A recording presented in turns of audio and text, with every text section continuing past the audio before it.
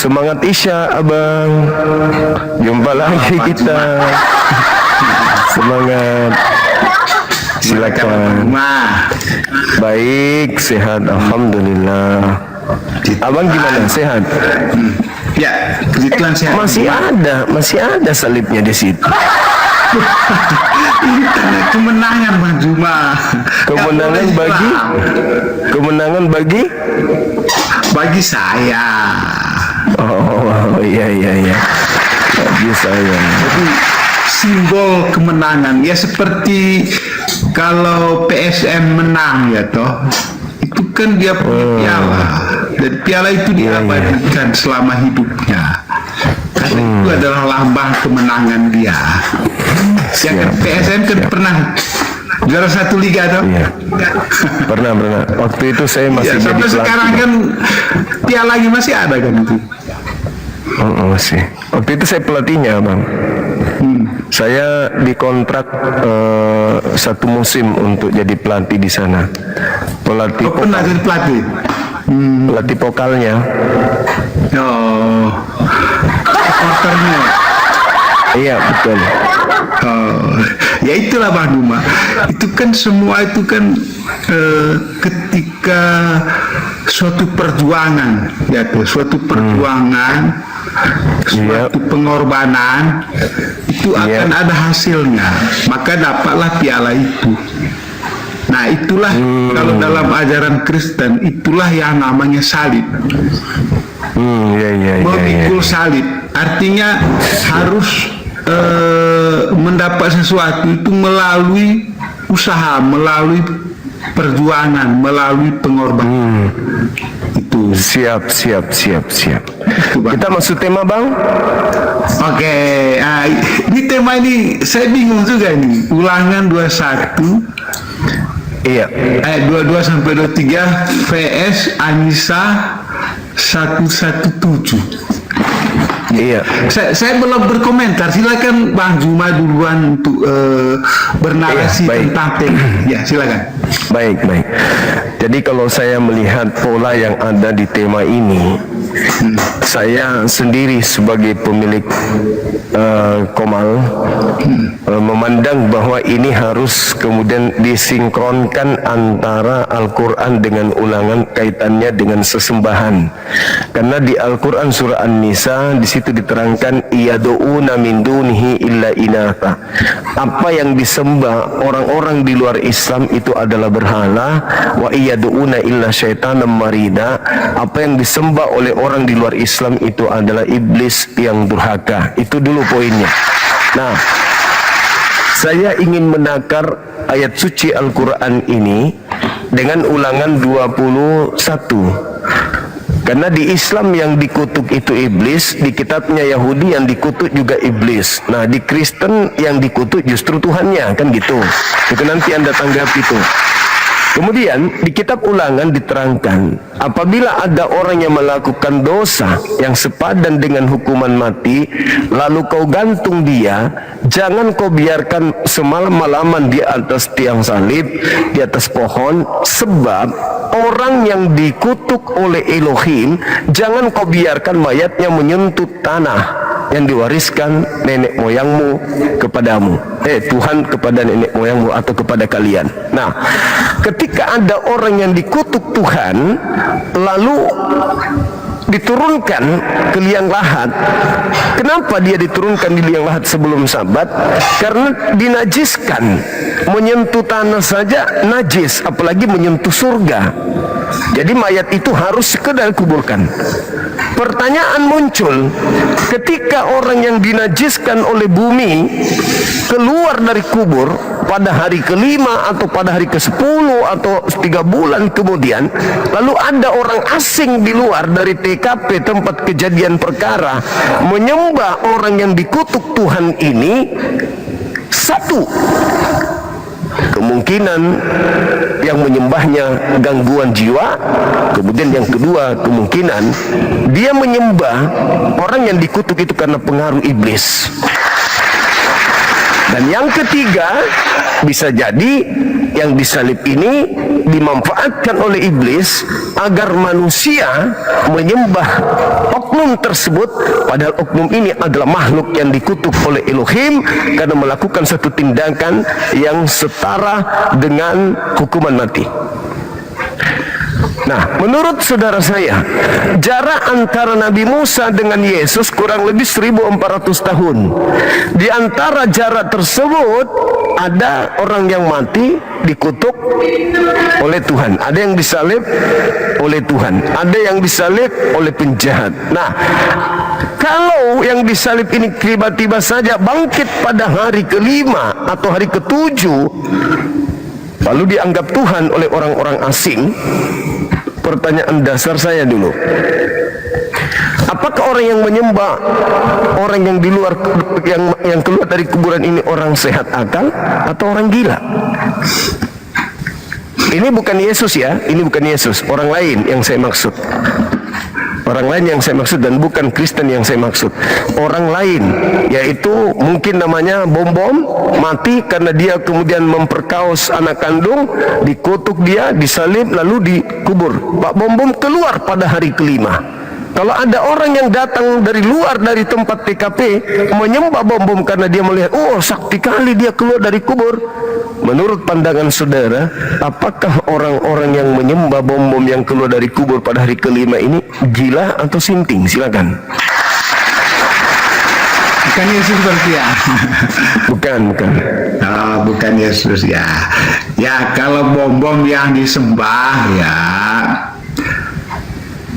bisa jadi orang itu gila juga. Gila.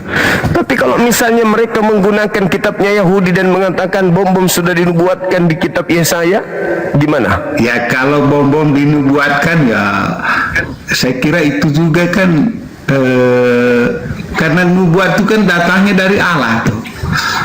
Ya. Iya. Artinya kalau kalau ada nubuatnya untuk menyembah Bom-Bom, saya kira ya harus diikuti karena itu kan nubuat itu kan berasal dari Allah. Nah, berarti saudara mengatakan tadi gila kalau menyembah Bom-Bom, tapi penyembahnya mengambil terjemahan kitabnya Yahudi dan mengatakan ini loh nubuatan untuk Bom-Bom. Ya, karena tadi kan awalnya Bang Juma, kalau yang keluar dari kubur adalah Bom-Bom terus disembah. Apakah itu orang gila apa orang waras kan gitu. Tapi kan iya, Bang Jumat tadi kan belum menyebutkan nubuatnya. Kalau Bang Jumat tadi menyebutkan pertama nubuat dulu, baru menyebut Bom-Bom, mungkin jawaban saya beda. Enggak, maksud saya gini Bang, ketika Anda mengatakan orang ini gila karena menyembah Bom-Bom, mereka beralasan, kenapa kau tuduh saya gila? Bom-Bom sudah dinubuatkan di dalam kitabnya Yahudi. Berarti Anda mengiyakan. Oh, berarti itu betul. Ya, artinya gini, kalau ceritanya runut ya, karena runut itu begini loh. Pertama itu nubuatan dulu. Setelah ada nubuatannya, baru ada Bom-Bomnya. Ya toh. Nah, jadi makanya dalam Alkitab itu ya, itu pertama itu perjanjian lama, karena perjanjian lama itu adalah landasan untuk perjanjian baru. Ya, tanpa ada perjanjian lama, perjanjian baru nggak akan bisa ada. Itu intinya Bang Juma. Artinya karena apa? Perjanjian lama itu menceritakan atau tentang nubuatan-nubuatan. Sedangkan perjanjian baru itu adalah penggenapannya. Jadi apa yang dinubuatkan di perjanjian lama itu digenapi dalam perjanjian baru. Artinya itu faktanya ada di perjanjian baru. Begitu loh.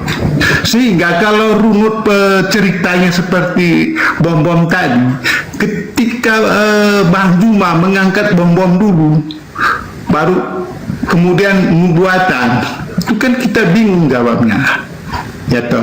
Makanya ceritakan dulu nubuatannya bahwa akan ada Bom-Bom.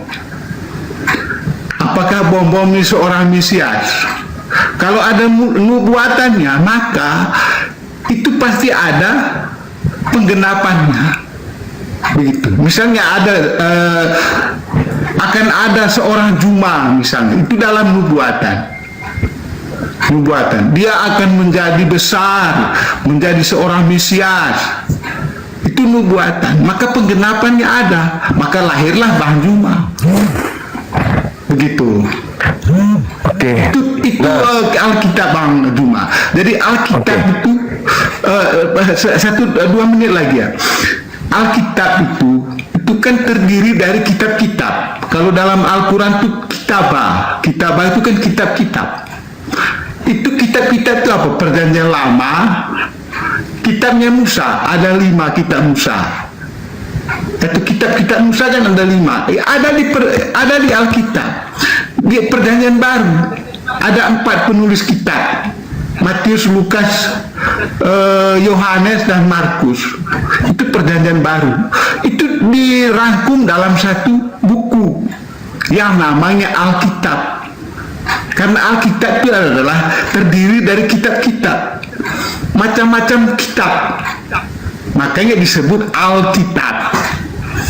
Itu loh Bang Juma. Oke, baik.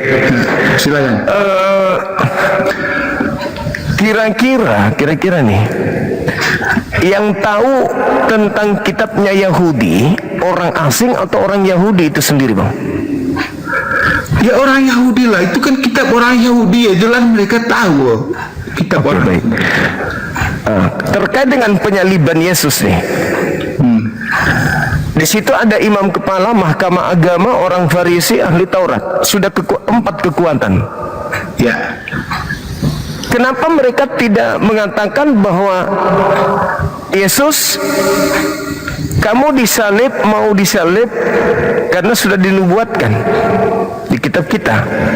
Dan kenapa Yesus tidak mengatakan, oke, memang aku yang menubuatkan itu, silakan Anda menyalib saya? Tapi faktanya kan tidak. Yang punya kitab tidak menemukan ada nubuatan itu, sampai mereka membuat nubuatan sendiri bahwa Yesus harus mati tahun ini juga untuk bangsa Israel. Kematiannya pun bukan untuk nebus dosa, kematiannya untuk membebaskan kemudian bangsa Israel dari perampasan oleh orang-orang Yahudi, orang-orang Roma. Yohanes 11 45 sampai 57. Berarti pola yang ada di Kristen ini adalah bom-bom disalib. Setelah bom-bom disalib, mereka datang karena mereka nggak punya Tuhan. Mereka di luar sana nggak punya Tuhan. Mereka di luar sana tidak punya kitab. Maka mereka mengambil cerita penyaliban ini untuk mereka cocokkan dengan kitabnya orang Yahudi dengan membuat kitab baru. Padahal orang Yahudi sendiri tidak menemukan ada nubuat untuk bom-bom. Cuman diklaim oleh penyembah-penyembah bom-bom bahwa ini kan sudah dibuatkan dari kitabnya orang Yahudi. Sementara yang menyalib Yesus pemilik kitab. Malah mereka menubuatkan sebagai imam kepala tahun itu, Kayapas bernubuat, Yesus harus mati untuk bangsa Israel. Nah, kenapa harus mati? Untuk membebaskan bangsa Israel dari perampasan bangsa Romawi. Titik. Disaliblah Yesus. Disaliblah Paulus. Siapa bom-bom? 5 hari kemudian bangkit. Menurut cerita yang disusun oleh penyembahnya.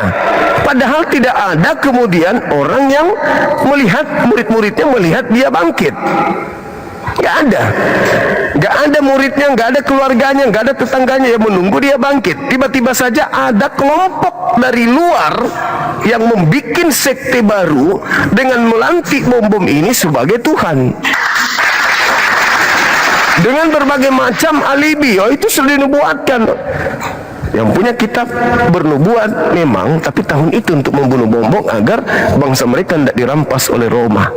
Muncul orang asing di luar sana membuat cerita-cerita baru bahwa sudah dinubuatkan dengan mencomot-comot kitabnya orang Yahudi. Sementara yang punya kitab tidak menemukan itu. Bahkan mereka bernubuat sendiri untuk membunuh Yesus.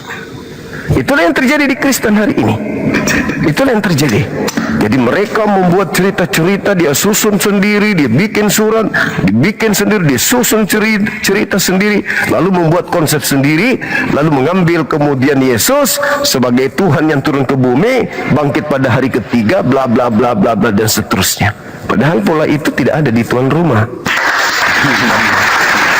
Oke, Bang Juma, mantap, mantap. Ini Bang Juma, coba kita baca di Kejadian 12, Bang Juma ya. Ini tentang nubuatannya, tentang nubuatan. Kejadian 12, ya.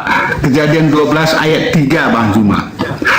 Aku akan memberkati orang-orang yang memberkati engkau dan mengutuk orang-orang yang mengutuk engkau, dan olehmu semua kaum di muka bumi akan mendapat berkat. Ini satu nubuatan ya, dalam Kejadian 12 ayat 3. Ini nubuatan, ini belum menyebut nama Yesus ya toh, tapi nubuatannya sudah ada. Jadi kalau kita baca lagi Bang Juma di Kejadian 49 ya, Kejadian 49, saya baca, saya bukakan aja Bang Juma ya, 49 ya. Jadi banyak nubuatan tentang Mesias itu Bang Juma. Jadi 49 ya. Ini saya baca nubuatan Yakub. Silakan. Ya. 49 ayat 10 Bang Juma ya. Mungkin Bang Juma bisa buka. Ya, ini tentang Yehuda. Ya, tongkat kerajaan tidak akan beranjak dari Yehuda, ataupun lambang pemerintahan dari antara kakinya sampai dia datang yang berhak atasnya, maka kepadanya akan takluk bangsa-bangsa Bang Juma. Ya, ini nubuatan nabi-nabi sebelum Yesus ada, sebelum Yesus lahir. Ya, ini nubuatannya. Makanya kalau kita perhatikan Bang Juma di mana ya, di Yesaya juga ada, Yesaya 7. Jadi nubuatan-nubuatannya ada. Artinya di Alkitab itu tidak ada yang ngarang Bang Juma. Ya, tidak ada yang ngarang seperti Bang Juma narasikan tadi. Ya, mohon maaf. Ya. Jadi saya baca dulu yang Yesaya 7 ya. Yesaya 7 ayat 14 ya. Bang Juma bisa buka ya. Nah, gini. Biar nanti ya ini. Sebab itu Tuhan sendirilah yang akan memberikan kepadamu suatu pertanda. Sesungguhnya seorang perempuan muda mengandung akan melahirkan seorang anak laki-laki, dan ia akan menamakan dia Immanuel. Immanuel itu Bang Juma artinya Allah beserta kita. Ya, ini nubuatan ini itu digenapi dalam perjanjian baru semua tentang Yesus. Itu digenapi oleh Yesus semua. Begitu. Jadi kalau Bang Juma mengatakan tadi ngambil kitab orang lain, comot-comot terus langsung dibuat sendiri, ini faktanya Bang Juma. Makanya Bang Juma, perjanjian lama dan perjanjian baru itu suatu paket Bang, tidak bisa dipisahkan. Ya, karena apa? Perjanjian lama itu menceritakan tentang akan datangnya seorang Mesias, sang Mesias itu. Sedangkan perjanjian baru itu akan menggenapi tentang nubuatan itu oleh para nabi-nabi sebelumnya. Begitu Bang Juma. Jadi tidak ada yang ngarang dalam Alkitab, tidak ada. Semua sesuai fakta sejarah. Itulah. Oke, Itu, Bang. Oke, Silakan. baik. Ya, sekali lagi saya katakan bahwa itu mah semua agama bisa melakukan itu. Mengambil terjemahan kitab agama orang, lalu dibuatlah satu toko yang dicocok-cocokkan untuk menggenapi nubuatan yang ada di sana. Satu hal kekeliruan yang sangat mendasar yang dilakukan oleh Bapak malam ini. Ketika Anda mengambil Kejadian 12 nomor 3, aku Tuhan akan memberkati engkau, akan memberkati orang yang memberkati engkau Abraham dan mengutuk orang yang mengutuk engkau Abraham, dan olehmu semua dunia ini akan diberkati. Kita lihat polanya. Kalau yang Anda katakan itu benar, tertuju kepada pola kehidupan Kristen dengan adanya Yesus di sana. Menurut saudara, apakah orang Kristen ini memberkati Abraham?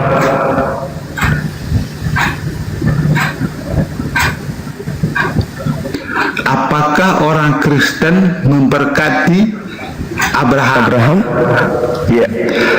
Jadi gini, Bang Juma, jadi orang Kristen itu kan pengikut ya, gitu, pengikut Allah Abraham, Allah Isa, Allah Yakub, gitu. Jadi kalau pertanyaan Bang Juma tadi gimana tuh? Saya bingung pertanyaannya itu. Ya, kan di situ dikatakan, aku Tuhan Elohim akan memberkati engkau Abraham, akan memberkati orang yang memberkati engkau. Iya. Nah, sekarang pertanyaan saya, orang-orang Kristen ini akan diberkati Tuhannya Yahudi bila mana orang Kristen memberkati Abraham. Sekarang mana buktinya? Mana buktinya orang Kristen memberkati Abraham?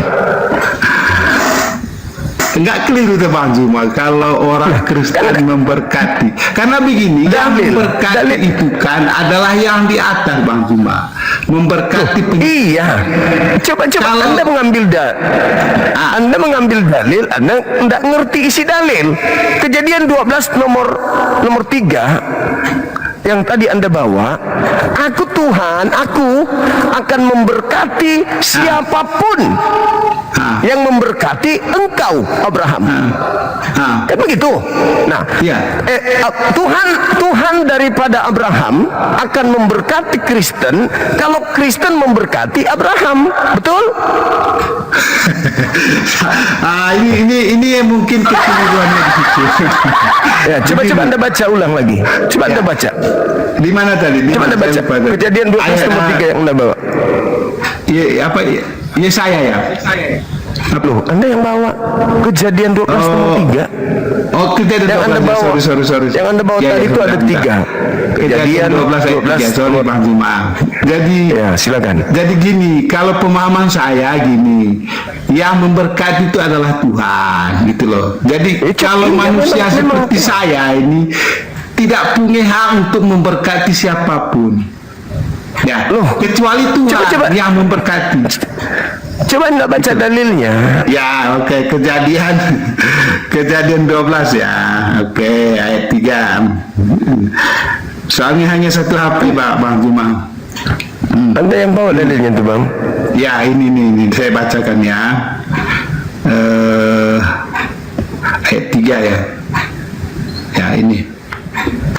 Ini Bang Juma ya. Aku akan memberkati orang-orang yang memberkati engkau. Ya. Dan mengutuk orang-orang yang mengutuk engkau. Semua kaum di muka bumi akan mendapat berkat. Itu Karenamu. Ya, sekarang aku Tuhan akan memberkati orang-orang yang memberkati engkau Abraham. Aku memberkati orang yang memberkati engkau Abraham. Nah, sekarang pertanyaan saya, apakah Kristen memberkati Abraham? kan yang memberkati Abraham itu kan Tuhan kan Pak, bukan orang Kristen. Aku akan memberkati orang-orang yang memberkati engkau Abraham. Iya. Nah, siapa yang memberkati Abraham? Islam atau Kristen? Oh gitu. Jadi gini, orang Kristen itu ya sangat yakin dan percaya kepada Abraham. Bukan itu, bukan ini pemberkatan yang dimaksud. Iya kan yang memberkati. Jadi kan kata Tuhan kan toh, aku akan memberkati engkau Abraham, kan begitu toh. Ya kan? Aku Artinya akan memberkati orang-orang yang memberkati. Nah, apakah orang Kristen yang memberkati Abraham atau Islam yang memberkati Abraham? Kalau Islam yang memberkati Abraham, berarti Tuhan Elohim memberkati Islam. Kalau Kristen yang memberkati Abraham, berarti Tuhan Abraham akan memberkati Kristen. Sekarang kita buktikan, apakah Islam atau Kristen yang memberkati Abraham? Kan begitu.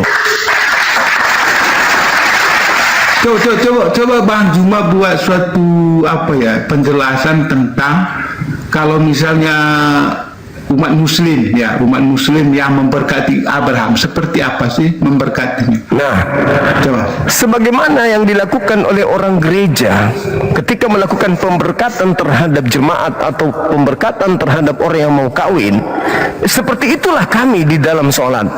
Kami setiap sholat, Allahumma salli ala Sayyidina Muhammad wa ala alihi Sayyidina Muhammad kama sallaita ala Ibrahim wa ala alihi Ibrahim. Diberkatilah Nabi Muhammad sebagaimana diberkatilah Nabi Abraham. Setiap kami sholat melakukan itu. Dan implementasi daripada keadaan yang ada pada masa Abraham sama kami praktekkan. Abraham menyembah satu Tuhan. Qulu amanna billahi wa ma unzila ilaina wa ma unzila ila Ibrahim. Kami menyembah kepada ilah yang sama, yaitu satu yang Abraham juga sembah. Lalu apa lagi? Nabi Abraham bersunat, kami bersunat. Abraham bersunat. Kemudian apa lagi? Abraham berkurban hewan, kami kurbankan hewan. Setiap tahun kami kurbankan hewan untuk mengikuti ajaran milah Abraham. Artinya apa? Kamilah umat Islam yang tak putus-putus lisan kami di seluruh penjuru bumi setiap siang malam melakukan pemberkatan kepada Abraham. Nah, kata Tuhan, dan aku akan mengutuk siapapun yang mengutuk engkau Abraham. Kristen, Pak, terbukti mengutuk Abraham. Satu kutukannya. Orang Kristen mengatakan bahwa Abraham memiliki anak yang tidak sah alias anak zina. Dengan kata lain, Abraham melakukan persinahan dengan Hagar, sehingga orang Kristen tidak menerima Ismail sebagai anak atau sebagai keturunan daripada Abraham. Sedang terang-terangan mengutuk Abraham. Satu. Yang kedua, ketika Abraham meminta supaya keturunannya hanya menyembah satu Tuhan. Kejadian 17 nomor 6 nomor 7. Aku akan menjadi Tuhanmu, wahai Abraham, Tuhan keturunanmu, Tuhan anak-anakmu, Tuhan keturunanmu secara turun-temurun. Itulah perjanjian kekalku antara engkau. Aku akan menjadi Tuhanmu dan tidak ada Tuhan lain selain aku. Akulah Tuhanmu, Tuhan anak-anakmu, Tuhan keturunanmu secara turun-temurun. Kristen mengganti Tuhannya Abraham dengan menyembah kepada makhluk yang keluar dari kubur. Dua. Yang ketiga, ketika Abraham kemudian mengajarkan keturunannya untuk bersunat, orang Kristen malah tidak mau bersunat dan mengatakan sunat itu bukan perintah Tuhan. Itu hanya datang kepada Abraham dan keturunannya. Keempat, Yesus adalah keturunan Abraham. Orang Kristen mengaminkan, malah melambangkan, malah membangga-banggakan lambang penyaliban terhadap keturunan Abraham. Mereka bangga terhadap kutukan yang terjadi kepada keturunan Abraham dengan mereka mengatakan, kalau Yesus tidak mati dengan jalan kutuk, kalau Yesus tidak mati dengan salib, kami orang Kristen tidak akan selamat. Maka seluruh kutuk dunia, seluruh dosa dunia ditimpahkan kepada Yesus, cucu daripada Abraham alaihissalam. Dengan kata lain, ketika Tuhan mengatakan, aku akan mengutuk siapapun yang mengutuk engkau Abraham, dengan menjadi Kristen itu sama dengan mengutuk Abraham.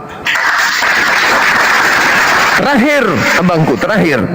Abraham diuji oleh Allah, Kejadian 22 nomor 1. Diterangkan di sana. Setelah itu kemudian diujilah Abraham dengan cara apa?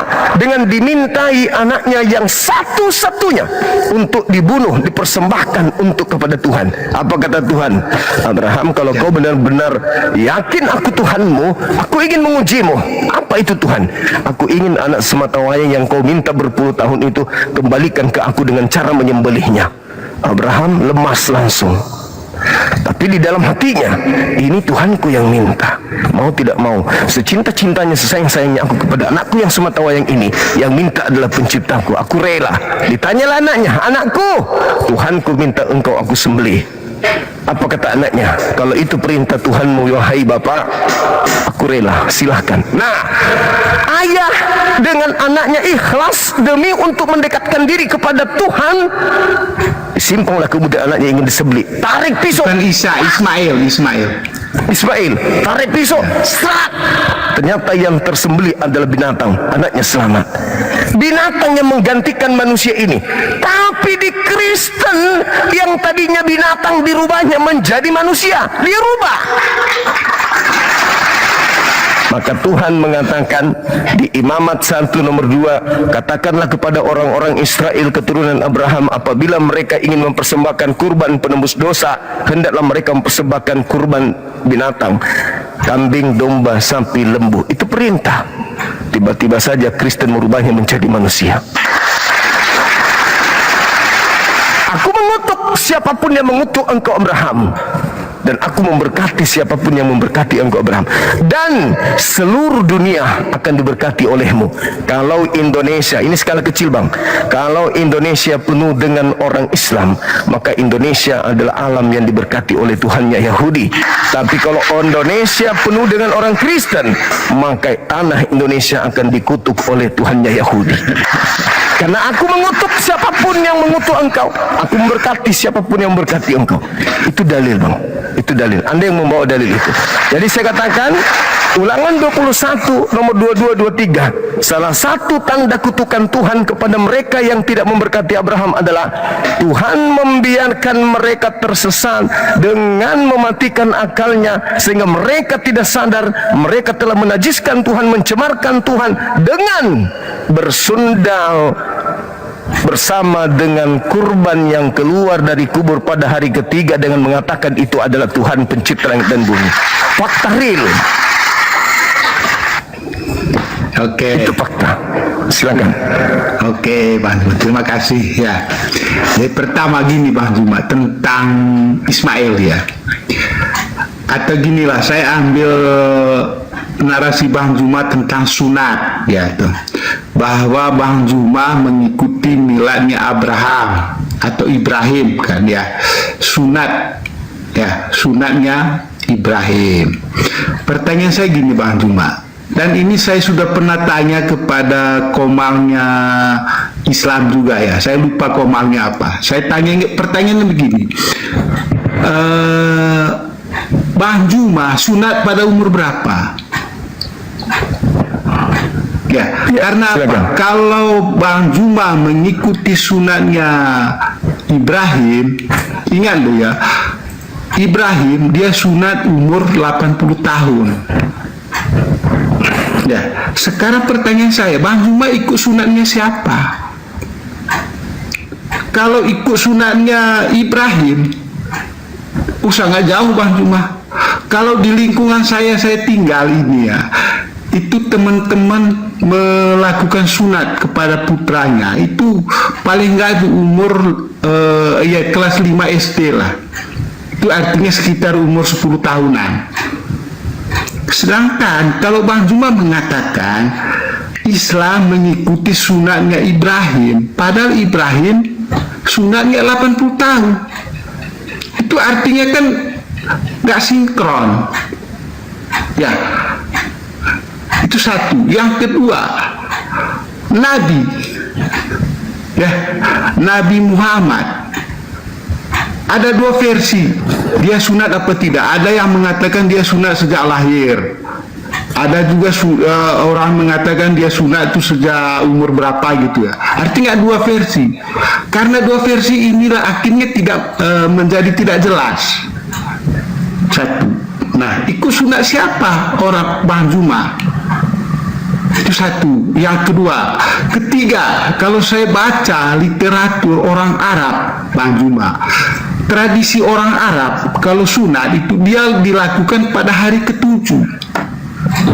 Mirip-mirip dengan orang Yahudi. Orang Yahudi pada hari ke-8 sejak ketika dia lahir.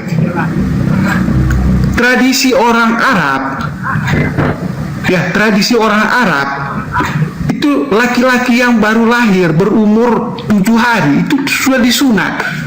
Kalau saya baca di literaturnya. Nah, kalau Bang Juma mengatakan Islam mengikuti miladnya Ibrahim, itu tidak sinkron, Bang Juma. Tidak sinkron. Itu satu. Tentang Hagar ya, tentang Ismail ya. Pertanyaan saya untuk Bang Juma, kenapa Allah menempatkan Hagar dan Ismail di tanah yang tandus, kering, dan tidak berpenduduk? Ya toh? Tidak berpenduduk dan tidak punya tanaman sama sekali tidak ada, air saja tidak ada. Mengapa? Itu Bang Juma harus tahu apa alasan Allah sampai dia menempatkan ke tempat-tempat yang tandus, tidak berpenghuni, hanya dia yang tempat di situ. Itu kan kalau saya yang menilai itu suatu hukuman. Ya, itu suatu hukuman oleh Allah terhadap Hagar dan Ismail. Karena apa? Ibrahim poligami kan, istrinya 2. Gitu. Padahal ya tuh kalau kita telusuri dari situ, itulah sebabnya Allah menempatkan dia di tanah yang tandus, kering, tidak berair, tidak berpenghuni. Karena apa? Dia tidak setia pada istri pertama. Itu. Jadi kalau Bang Juma angkat dari situ, nah makanya dalam Alkitab Bang Juma ya, dalam Alkitab itu kan keturunannya itu ya Allah Abraham, Allah Ishak dan Allah Yakub. Tidak ada disebut Allah Ismail, tidak ada. Itu keturunannya sampai Yehuda dan sampai ke Yesus. Begitu. Sehingga istri kedua daripada Ibrahim ini memang dalam Alkitab tidak diakui. Tidak diakui. Makanya di dalam Alkitab itu kan hanya satu istri. Kalau orang Katolik hanya satu istri, dan satu istri itulah yang menjadi keturunanmu. Makanya Allah memberikan perjanjian kepada Abraham dalam bentuk sunat tadi, yaitu itu kan sunat perjanjian kan, itu perjanjian Allah, perjanjian kekal Allah dengan Abraham, bahwa di dalam keturunanmu akan lahir seorang raja yang berkuasa dan kerajaannya itu tidak berkesudahan sampai selama-lamanya. Kan begitu dalam nubuatan itu. Itu Bang Juma. Jadi ya mohon maaf tentang Ismail dengan Hagar, memang itu ceritanya. Kalau kita lihat sejarahnya itu memang ya sepertinya Allah ini murka terhadap Ibrahim, sehingga dia menempatkan Hagar dengan Ismail itu di tanah yang tandus, kering, tidak berpenduduk. Begitu. Jadi Allah memang tidak mau membinasakan mereka, tidak. Dia hanya memberi hukuman seperti itu. Nah, gitu Bang Juma. Jadi itu yang ingin saya sampaikan. Ya, lanjut Bang Juma. Teman-teman silakan tap-tap layar ya untuk komalnya Bang Juma. Oke, baik. Jadi yang pertama, ketika kemudian Anda mengatakan bahwa Tuhan menghukum Nabi Abraham alaihissalam dikarenakan beliau memiliki anak 2 istri. dua istri, itu tidak ada dalilnya. Tuhan memberkati Ismail. Baca Kejadian 17. Kemudian malaikat diperintahkan oleh Elohim datang kepada Hagar, berbicara kepada Hagar terkait dengan kemuliaan anak daripada Abraham yang bernama Ismail ini. Itu satu hal. Tetapi kita tidak sedang membahas itu. Dengan Anda mengatakan bahwa Tuhan menghukum Abraham, itu Anda sudah sedang membuktikan Anda mengutuk Abraham. Harus Anda sadari itu. Karena tidak ada kemudian tradisi di dalam agama Yahudi sebagai ahli waris yang mengatakan bahwa Abraham itu dimarahi oleh Elohim karena menikahi Hagar.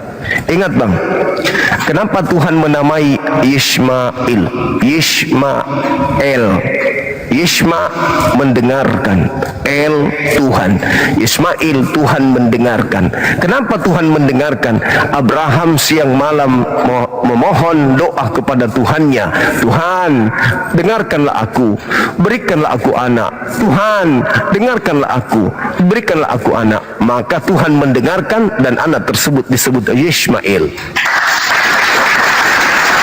Jadi anak yang diberkati, anak yang diridhoi, anak yang direstui oleh Tuhan. Jadi ketika Anda mengatakan dia tidak direstui, dia memiliki istri yang tidak sah, dimarahi oleh Tuhan, Anda sedang mengutuk.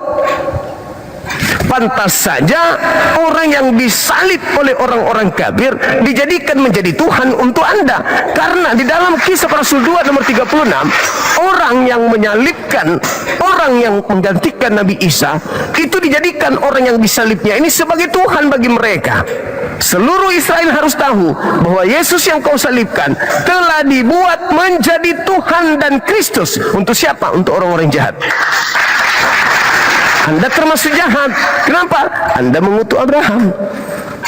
Makanya sulit keluar dari lingkaran kutukan tersebut, karena Abraham Anda kutuk. Dan Tuhan punya janji, aku akan mengutuk siapapun yang mengutuk engkau Abraham. Sementara kami siang malam kemudian memberkati Abraham alaihissalam. Sedikit saya ingin mengulas tentang sunat. Ketika dikatakan perjanjian kekal sunat ini, itu hanya mengikat keturunan Abraham. Coba Anda baca dalilnya. Kejadian 17 itu berbicara tentang perjanjian kekal sunat itu hanya mengikat keturunan Abraham, anak-anaknya dan keturunannya secara turun-temurun. Tidak mengikat kami tentang perjanjian Abraham itu. Tidak mengikat kami. Akan tetapi kami pengikut Nabi Muhammad. Melalui Nabi kamilah perintah sunat itu muncul, bukan melalui Abraham. Jadi kalau kami bersunat, milanya Abraham. Mila Abraham itu perjanjian Abraham, abangku. Dengan Allah. Di antara perjanjian Mila Abraham, Mila itu adalah sunat.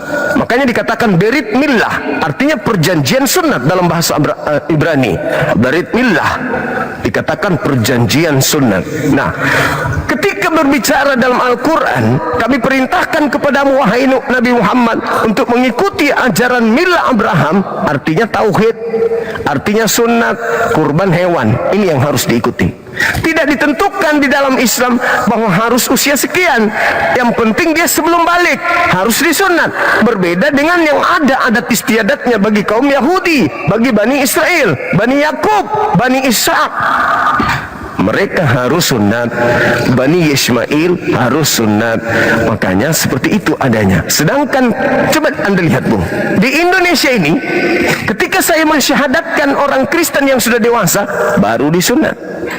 Tapi pada zaman Nabi Muhammad, sahabat-sahabat yang tadinya pembenci Nabi Muhammad, ketika mereka menjadi pengikut Nabi Muhammad, masuk Islam, disyahadatkan mereka, tidak ada yang disunat.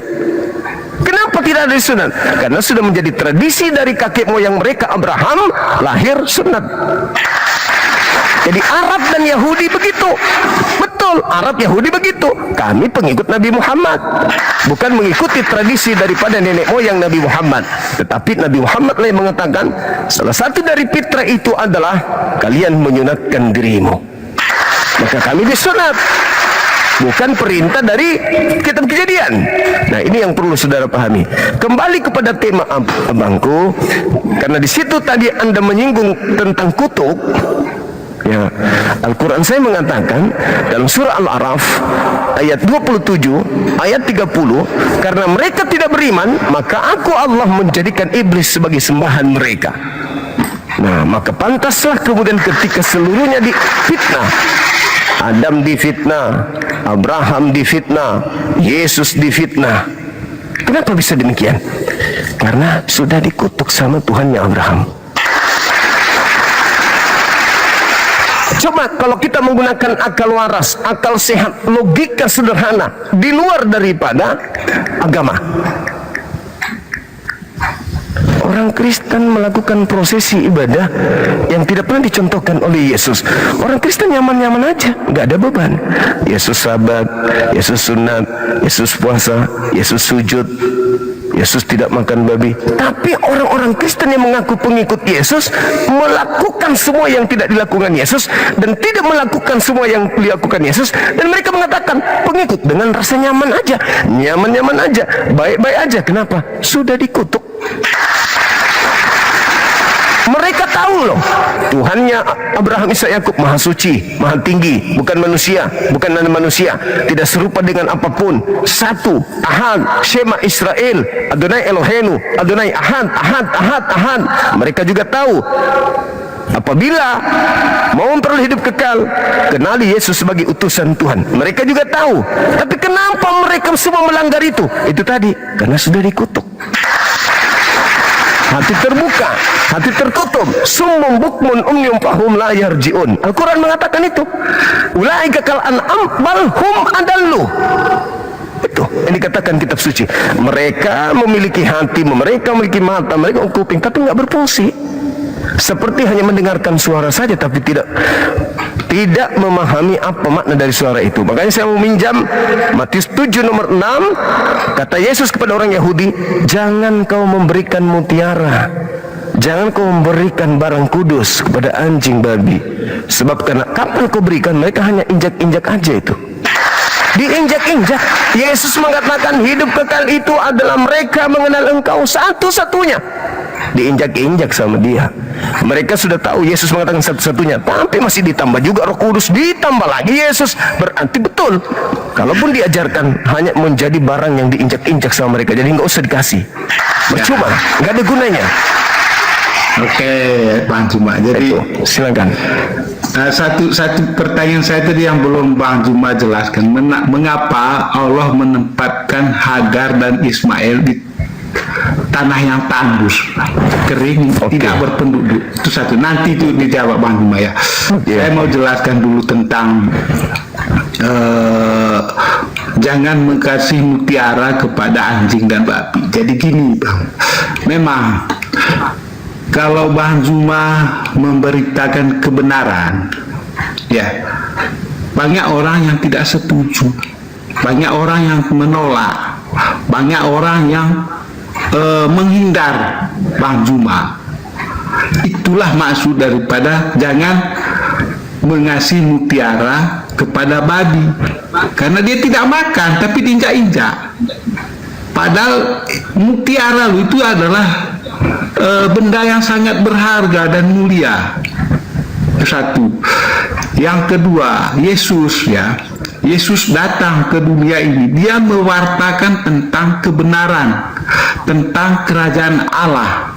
Tetapi orang-orang Farisi menolak itu semua. Menolak itu semua. Makanya Yesus mengajarkan kepada murid-muridnya ya, agar jangan memberi mutiara kepada babi. Kalau misalnya murid-muridnya itu sudah memberikan penjelasan tentang kebenaran yang hakiki, yang sebenar-benarnya, kalau orang itu tidak terima, ya sudah, jangan dipaksa. Itu maksudnya. Karena kalau dipaksa pun, dia akan menginjak-injak. Makanya saya sarankan Bang Juma, kalau Bang Juma benar-benar memberitakan kebenaran, ya kalau ada orang yang menolak, ya sudah, lewati aja. Gitu loh.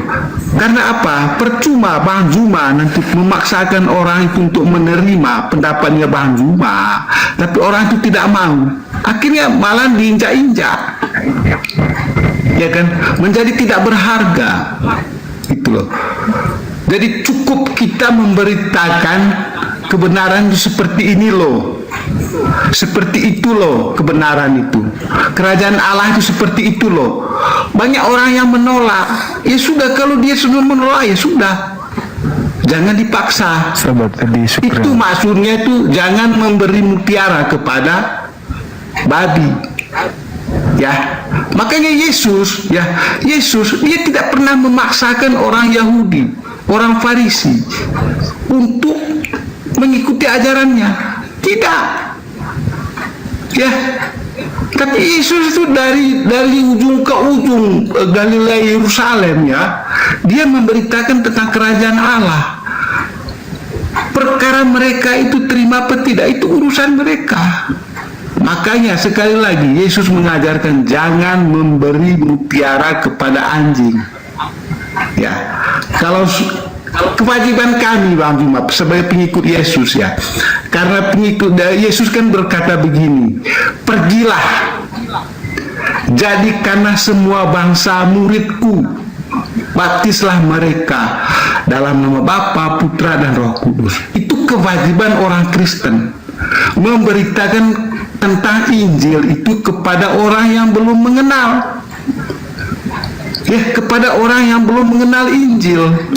Memberitakan, bukan memaksakan untuk mengikut, enggak, memberitakan. Kalau ada orang yang mengikuti ajaran itu, ya puji Tuhan. Kalau tidak, ya jangan dipaksa. Sekali lagi, itulah mutiara tidak boleh kasih kepada babi. Satu, makanya sekarang Bang Juma ya, saya lihat ini komalnya Yusufi ya, Ustaz Yusufi, dia bilang begini, para misionaris, dia bilang itu, para misionaris door to door ya, untuk mengislamkan, untuk mengkristenkan orang Islam, itu kata Yusufi loh. Itu sebetulnya apa? Tugas misionaris. Itu tadi mewartakan Injil kepada orang-orang yang belum mengenal Injil. Itu sasaran mereka adalah itu, orang yang belum mengenal Tuhan, orang yang belum menemukan kebenaran. Itu misionaris Bang.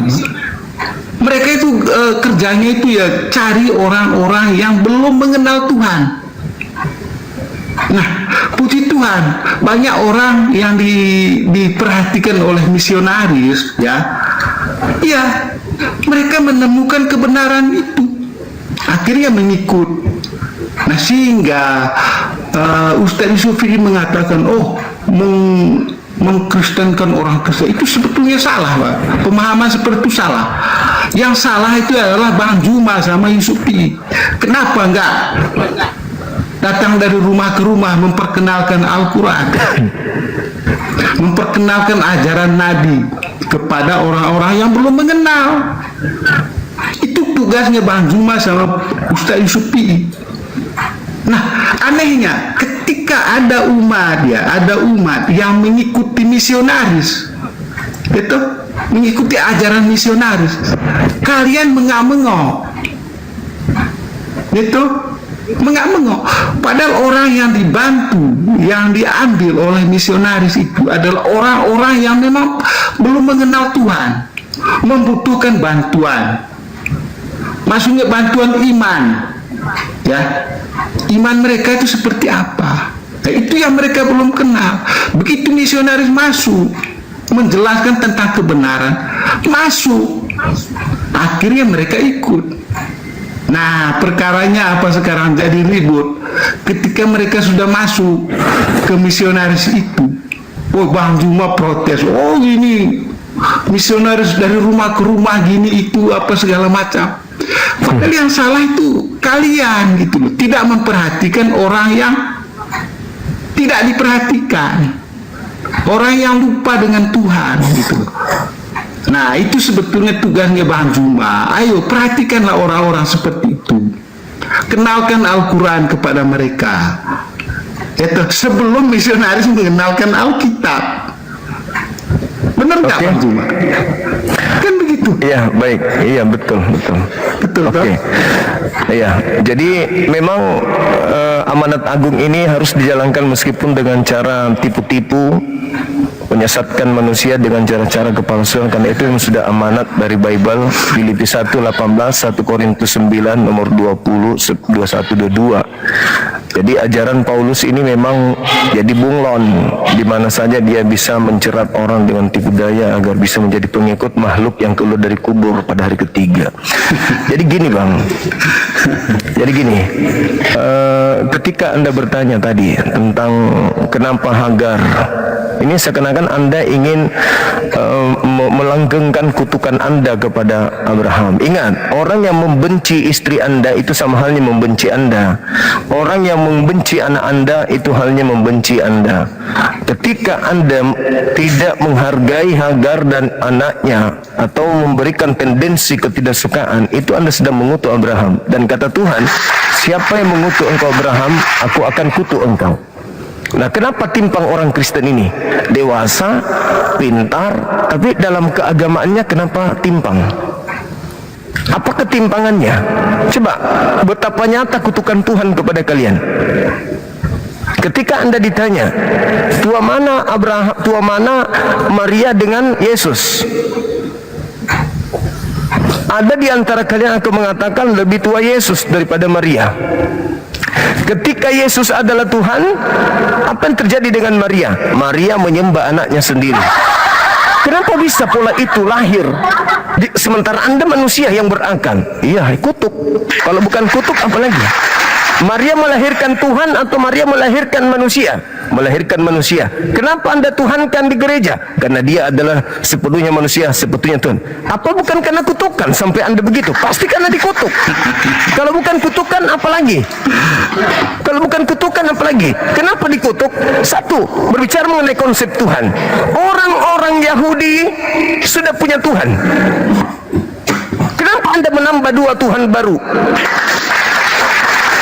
Kalau Anda ingin kemudian dianggap bertuhan, tidak mendewakan dewa-dewa orang Roma Yunani, kenapa enggak bertuhan aja kepada Tuhannya orang Yahudi? Kenapa harus ada embel-embel keluar dari kubur jadi Tuhan? Jadi burung merpati jadi Tuhan? Kenapa bisa seperti itu? Karena Tuhan memang bagi orang-orang yang dikutuk memberikan sembahan dan memberikan penolong kepada mereka. Itu fakta.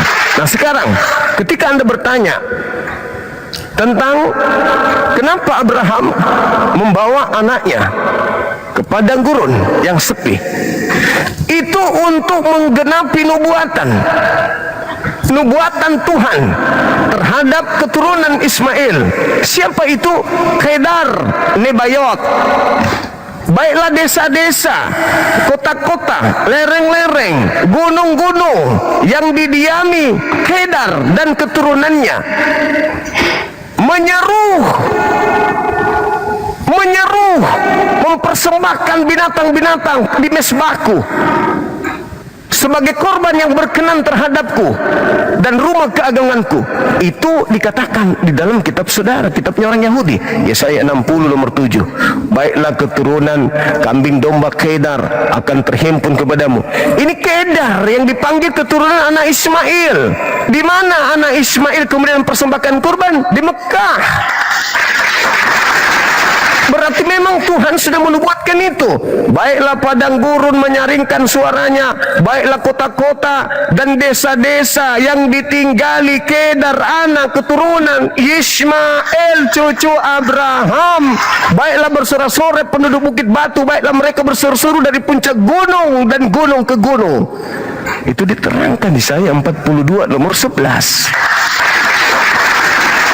Sudah dinubuatkan keturunan Ismail harus menyeru-nyeru kepada Tuhan. Mereka yang tinggal di desa-desa, lereng-lereng, gunung-gunung, bukit-bukit yang ditinggali oleh keturunan Ismail. Itulah Mekah Jazirah Arab. Sampai hari ini berjaya. Apalagi kalau Anda sampai membaca Yesaya 60 nomor 7, Yesaya 60 nomor 16, Yesaya 62 Yesaya 60 nomor 11. Semua runut. Bagaimana kota yang tadinya sepi akan aku buat menjadi kemasyhuran turun-temurun. Segala kambing domba kedar bla bla bla dan sebagainya. Sebagai ganti keadaanmu dahulu. Coba Anda baca di dalam Yesaya 60. Sebagai ganti keadaanmu dahulu nomor 15 yang tadinya sepi, ditinggalkan, tidak dipandang, tidak disinggahi seorang pun. Sekarang aku akan membuat engkau menjadi kebanggaan abadi, menjadi kegirangan turun-temurun. Sudah 1400 tahun kejayaan daripada tempat Hagar dan Ismail dibuang, berjaya. Tinggallah Yerusalem menjadi kota sepi yang penuh dengan peperangan dan darah. Itu fakta. 1400 tahun silam, tempat kediaman Hagar dan keturunannya, tidak ada darah tertumpah di sana. Subhanallah. Itu fakta, itu real. Yesaya 60 nomor 11. Di mana keadaan di belahan bumi mana yang terjadi seperti itu? Coba Anda baca Yesaya 60 nomor 11. Pintu-pintu gerbangmu akan terbuka senantiasa, baik siang maupun malam, tidak akan tertutup, supaya orang dapat membawa kekayaan bangsa-bangsa mereka kepadamu. Itu di mana? Sedangkan raja-raja mereka ditawan untuk datang beribadah di tempatmu. Itu di mana? Presiden apapun tunduk datang ibadah ke sana. Di mana itu? Itu nubuatan. Kemudian dikatakan lagi, kalau Anda melihat di dalam Yesaya 68 atau Yesaya 60, Yesaya 60 nomor 17. Pintu gerbangnya disebut apa? Damai, sejahtera, shalom, Islam. Di mana itu terjadi? Di mana itu keadaannya? Kalau bukan di Mekah Al-Mukarram, tempat Hagar dan Nabi Ismail ditempatkan oleh ayahnya. Itu fakta. Itu fakta. Itu kota lah yang harus mereka dambakan. Kota yang harus mereka harusnya bangga-banggakan dalam hidup mereka. Itu fakta real. Sementara Yesus mengatakan ada saatnya nanti. Coba Anda lihat Matius 23. Israel, Yerusalem, Yerusalem, kota mati yang ditinggal, kota sepi yang ditinggal. Engkau ditinggal, engkau akan menjadi puing-puing yang sepi. Akan ditinggal sepi, yang ada hanya puing-puing saja. Kerajaan Elohim akan diambil daripadamu dan akan diberikan kepada bangsa yang akan menghasilkan buah kerajaan itu. Itu fakta real, Bung. Apa yang menyebabkan itu terjadi sampai Anda tidak sampai ke sana? Itu tadi, aku akan mengutuk siapapun yang mengutuk engkau, Abraham. Anda mengutuknya, makanya Anda dikutuk. Jadi kembali kepada tema kita, Ulangan 21 nomor 22, 23. Orang yang menyembah makhluk yang dikutuk oleh Tuhan itu adalah orang gila. Bom tadi ya. Ya. Oke Bang Juma ya. Jadi ini memang kalau perjanjian lama ini kan memang nubuatan Bang Juma. Tapi baguslah kalau Bang Juma mengaitkan perjanjian lama yang ada dalam Alkitab dengan Al-Quran, itu bagus memang. Karena memang Al-Quran memang menyuruh ya untuk beriman pada kitab-kitab sebelumnya. Itu satu Bang Juma ya. Kalau Bang Juma mengaitkan kitab Kejadian apa Yesaya apa segala macam, itu sudah bagus Bang Juma, sesuai perintah Allah ya. Satu tentang nubuatan ini Bang Juma ya, saya belum menemukan di sini nubuatan di mana tadi Yesaya 60 kata Bang Juma ya, nomor 17 ya, atau saya tidak menemukan nubuatan ini bertujuan untuk umat muslim ya. Ini tergantung ini itulah yang menilainya gimana ini ya. Nubuatan ini apakah merujuk pada Nabi Muhammad atau tidak ya ini. Nah kalau misalnya ini nubuatan ini merujuk pada Nabi Muhammad, coba Bang Juma tunjukkan ayatnya bahwa ini nubuatan ini menuju pada Muhammad. Sementara Nabi Muhammad ya dia diangkat atau dia menjadi rasul pada umur 40 tahun, Bang Juma. Ya, pada umur 40 tahun itu baru menjadi rasul. Artinya kalau kita ambil dari sebuah nubuatan, itu jelas, Bang Juma. Ya, nubuatan tentang Mesias. Jadi seorang perempuan darah yang akan mengandung dan melahirkan seorang anak laki-laki dan kau akan, itu nubuatan. Artinya sejak dalam kandungan dia itu sudah dinubuatkan. Tapi kalau ini arahnya ke Nabi Muhammad, ya menurut saya belum begitu jelas lah tentang penjelasan Bang Juma, bahwa nubuatan ini merujuk kepada Nabi Muhammad atau umat muslim. Itu satu, Bang Juma, ya.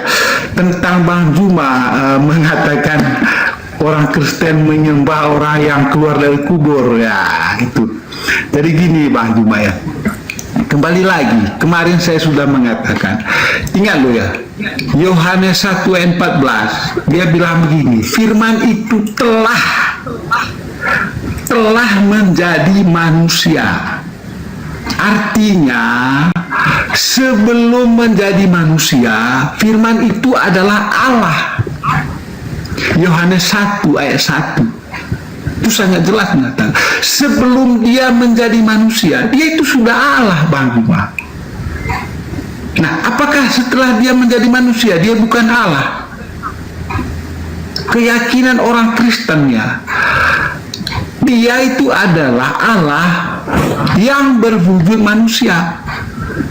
Makanya yang dilahirkan, kalau Bang Juma mengatakan tadi Bunda Maria melahirkan seorang anak lalu dituhankan, itu sebelum masuk ke kandungan Bunda Maria dia itu sudah Allah, Bang Juma. Sudah Allah dia. Nah, apakah ketika dia sudah menjadi manusia, apakah dia bukan Allah? Itu pemahaman yang keliru menurut saya. Karena pada mulanya dia Allah, ya sampai akhirnya dia Allah. Sampai dia mati pun ya di kayu salib. Makanya di hari ketiga dia bangkit, itu menunjukkan dia itu adalah Allah. Itu. Jadi kalau Bang Juma menyatakan orang Kristen menyembah mayat yang keluar dari kubur, ya, terus menyembah manusia yang dilahirkan oleh Maria, itu tadi. Jadi kami menyembah Yesus atau menuhankan Yesus itu alasannya jelas. Yohanes 1 ayat 1, Yohanes 1 ayat 14. Itu Lukas 1 ayat 26. Bahwa malaikat Gabriel memberi kabar kepada Bunda Maria bahwa dia akan mengandung dan melahirkan seorang anak laki-laki dan engkau menamanya Yesus. Kalau kita kaitkan dengan perjanjian lama tadi yang sudah saya baca, bahwa seorang perempuan darah akan mengandung dan melahirkan seorang anak laki-laki dan engkau akan menamai dia Emmanuel, artinya Tuhan beserta kita. Sangat jelas di Yohanes 1 ayat 14, yaitu firman telah menjadi manusia dan tinggal di antara kita. Artinya Allah itu sudah bersama kita. Emmanuel tadi itu, arti kata Emmanuel, Allah beserta kita.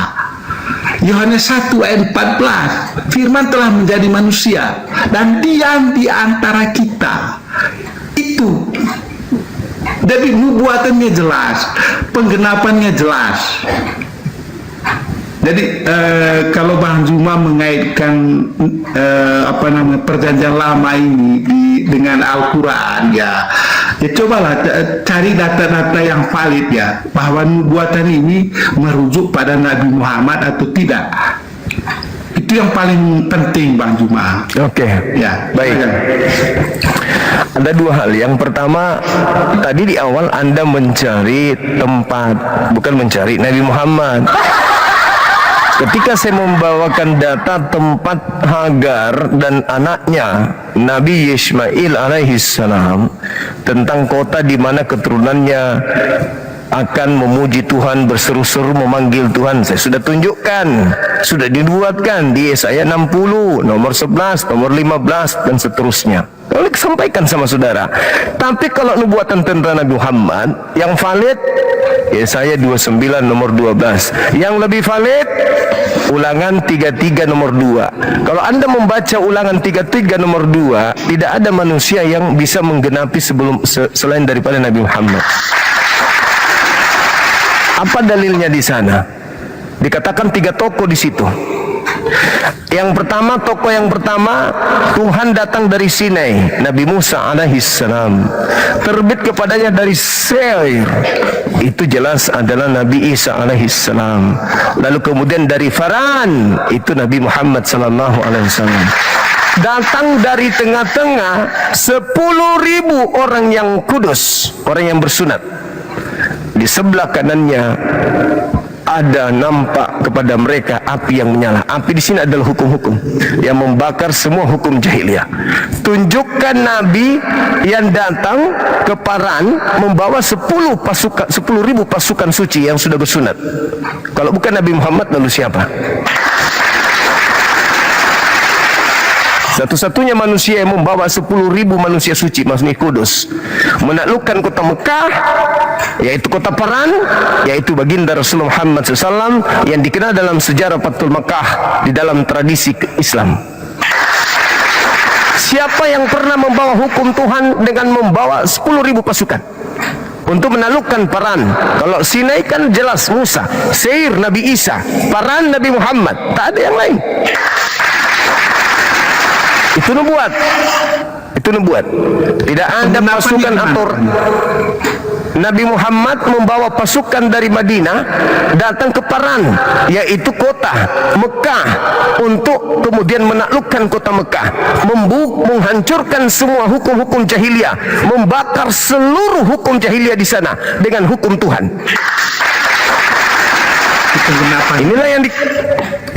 Inilah yang dikatakan kalau di Perjanjian Baru di Kisah Para Rasul 3 nomor 22-23. Bukankah telah dikatakan oleh Musa bahwa Tuhan akan mengutus seorang nabi yang sama seperti Musa, dan akan terjadi,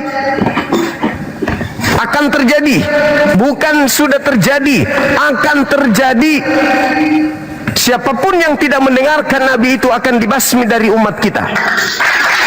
Jadi dia datang untuk membasmi, dia datang untuk memerangi kejahiliaan, dia datang untuk memerangi kemudian dosa-dosa, sebagaimana yang dinubuatkan oleh Yesus dalam Yohanes 16. Ketika ia datang, dia akan mengisapkan dunia akan dosa. Itu jelas itu. Nah, itu yang kedua, itu yang pertama. Yang kedua, ketika Anda mengatakan Yesus biar bagaimanapun tetap kami sembah, karena dia datang di dalam Lukas 21 nomor 26. Hendaklah engkau menamai dia Emmanuel, yaitu Tuhan menyertai kita. Saya belajar puluhan tahun, Pak Bibel, tidak ada satu manusia pun yang pernah memanggil Yesus Emmanuel. Ibu kandungnya tidak pernah memanggil Yesus Immanuel. Jadi kalau Anda mengatakan Immanuel, Tuhan menyertai kita, di dalam Al-Quran surah Qaf ayat 16, Al-Quran mengatakan apa? Wa nahnu aqrabu ilaihi min hablil warid. Dan aku pencipta langit dan bumi lebih dekat kepada manusia daripada manusia kepada urat lehernya. Berarti Tuhan bersama dengan kita manusia. Yesus mana sekarang? Di atas, berarti dia nggak bersama dengan kita. Al-Quran surah Qaf ayat 16 itu jelas tertulis demikian adanya. Wa nahnu aqrabu ilaihi min hablil warid. Dan aku lebih dekat kepada manusia daripada manusia kepada dirinya sendiri. Berarti Allah menyertai kita seluruhnya. Kalau tidak Allah yang menyertai kita, bang, kita sedetik aja hidupnya langsung hancur mati. Kenapa? Tidak ada yang menopang matahari, langsung jatuh. Bulan, bintang, berjatuhan semua kalau tidak Tuhan menjaga kita. Itu maksudnya Emmanuel itu bukan berarti yang menyertai kita Yesus. Bukan. Nah, jadi kembali kepada tema kita, Ulangan 21, 22, 23. Apabila ada orang yang melakukan dosa yang sepadan dengan hukuman mati, lalu kau hukum dia, jangan kau biarkan mayatnya semalam-malaman di atas pohon, melainkan kuburkan saat itu juga. Ada hal menarik, Bang. Kalau kita melihat dalam Wahyu 11 nomor 7 sampai nomor 13, kejadian yang sama diceritakan oleh Perjanjian Baru, itu sama kejadian di kitab Wahyu. Pernah terjadi penyaliban terhadap dua nabi, dan ketika nabi ini pada hari ketiga, 3 hari setengah, nabi itu bangkit kemudian.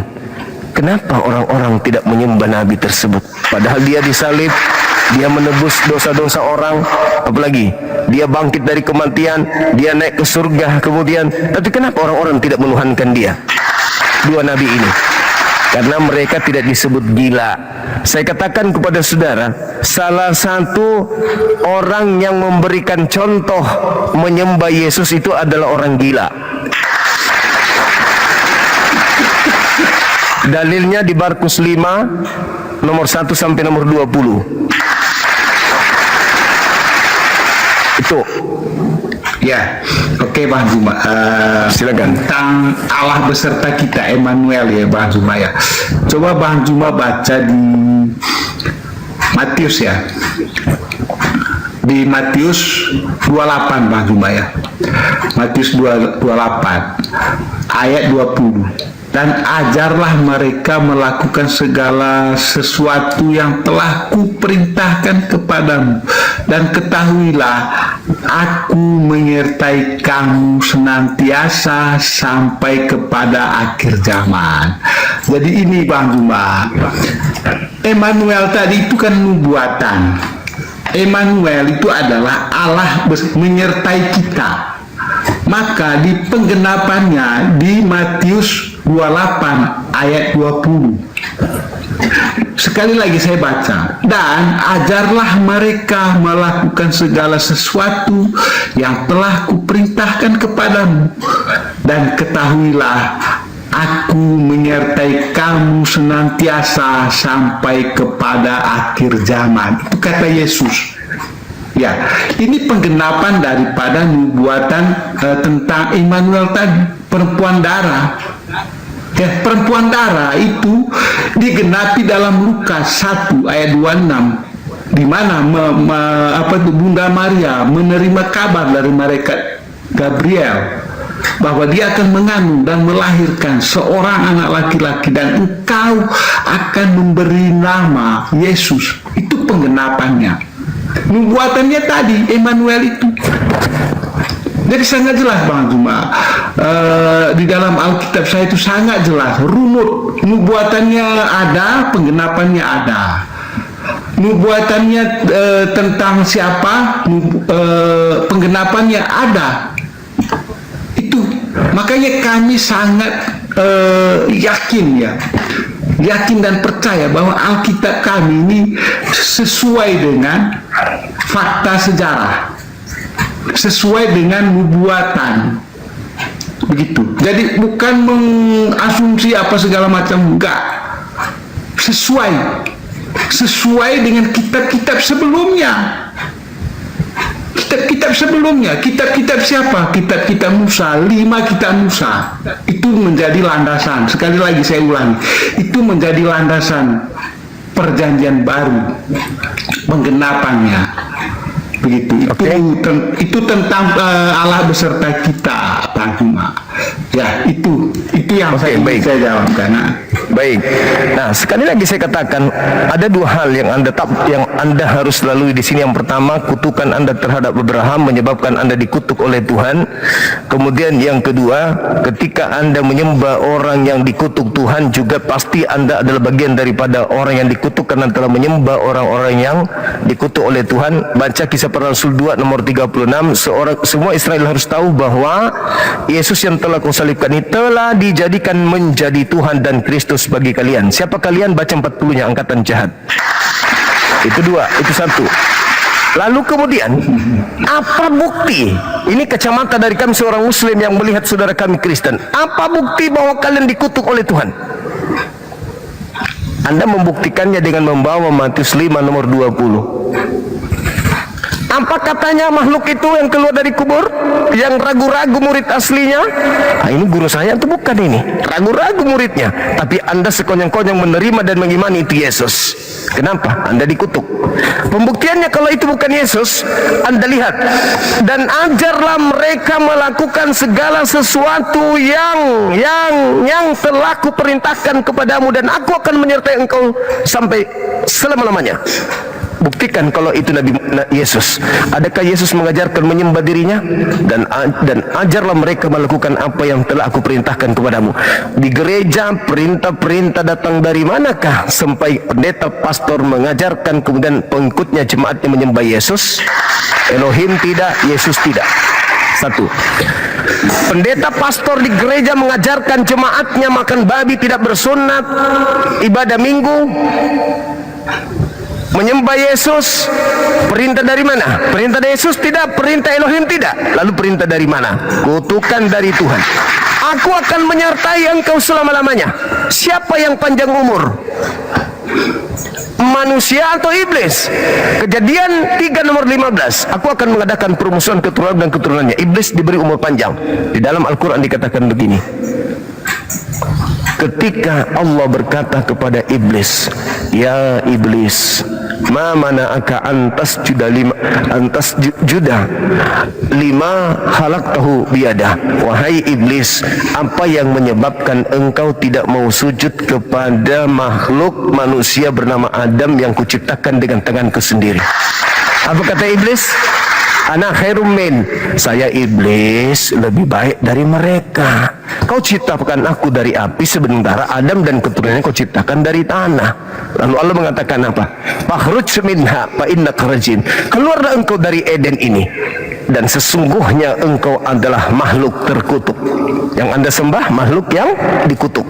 Wa inna alaika la'nati ila yaumiddin, dan laknatku, kutukanku itu sampai hari pembalasan. Apa kata iblis pada saat itu? Rabbi, wahai Tuhanku, fa'anzirni ila yaumi yub'atsun. Panjangkan usiaku sampai manusia dibangkitkan. Jadi iblis itu menyertai hamba-hambanya. Aku menyertai, kata makhluk yang keluar dari kubur, aku akan menyertai kalian selama-lamanya.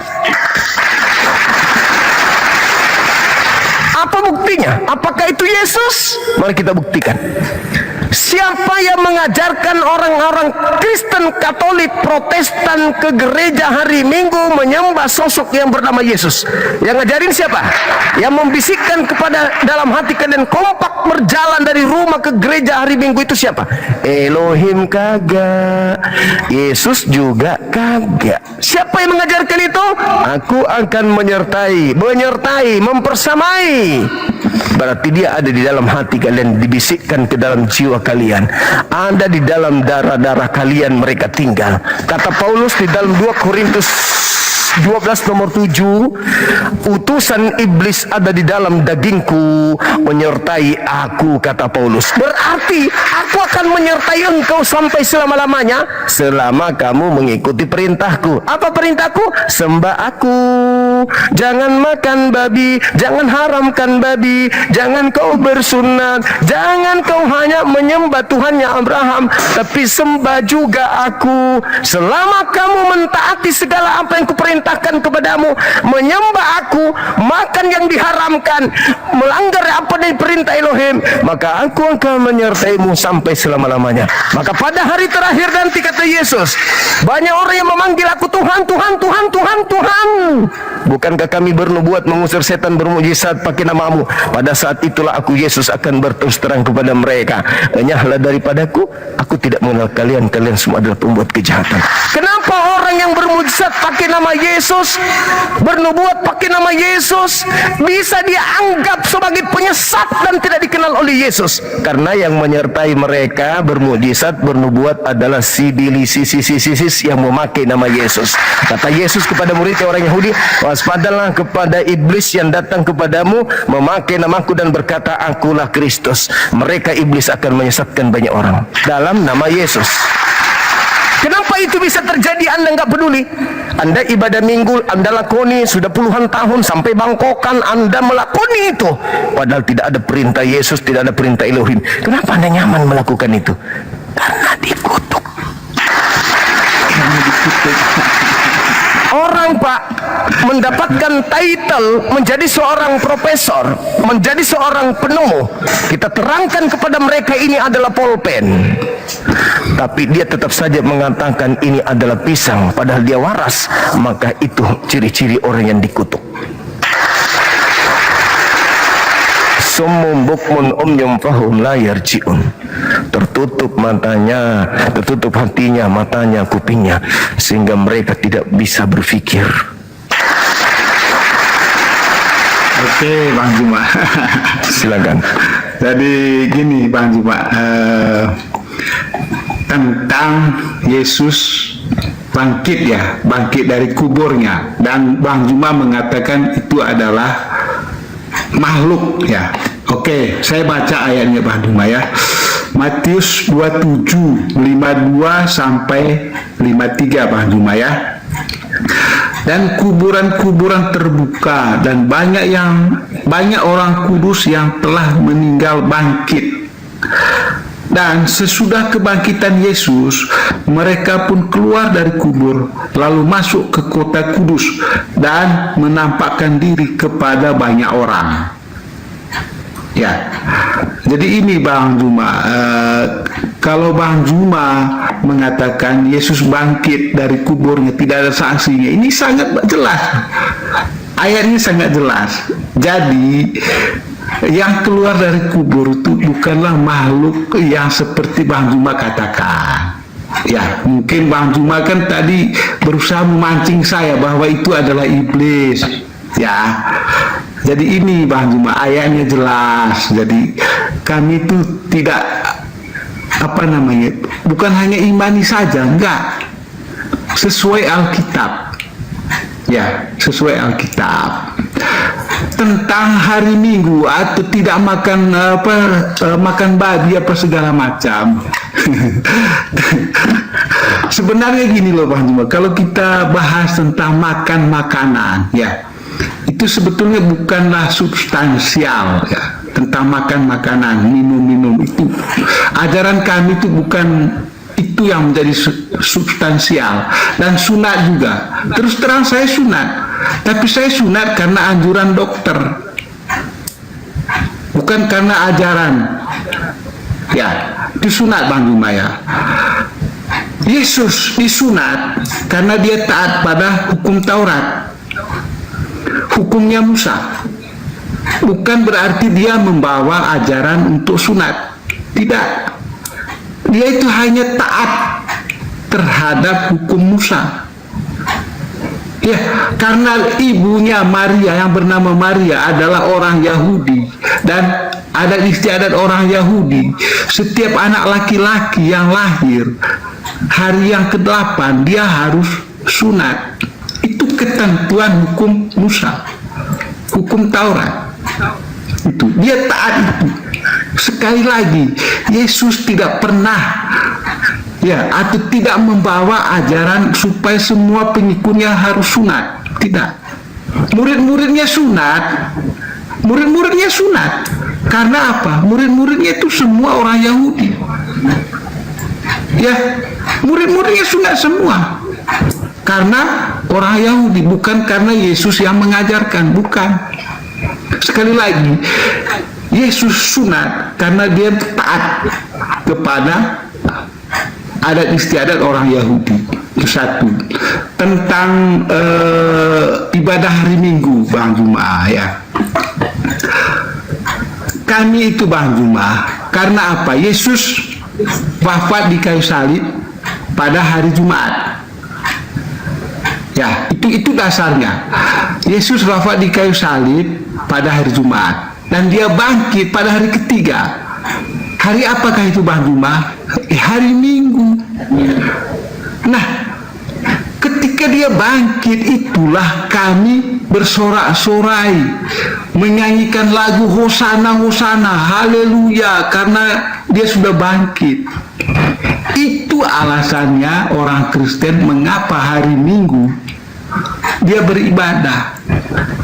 Dia datang ke gereja ya untuk memuliakan Yesus yang bangkit itu, yang mengalahkan maut. Ya, dia menang dan naik ke surga. Itu alasannya. Jadi kami, karena apa? Yesus itu pada hari Minggu itu dia naik, bangkit, menang dari segala dari segala penderitaan yang dia alami. Dia menang. Makanya kita bergembira, menyanyikan lagu Hosana, Haleluya, ya kan? Ya itu alasannya.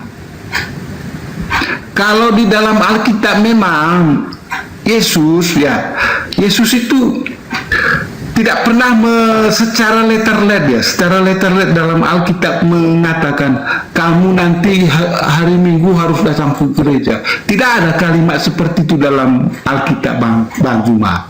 Ya, tidak ada. Oke, ajarlah mereka melakukan segala sesuatu yang kuperintahkan. Mana perintahnya ibadah Minggu menyembah Dia?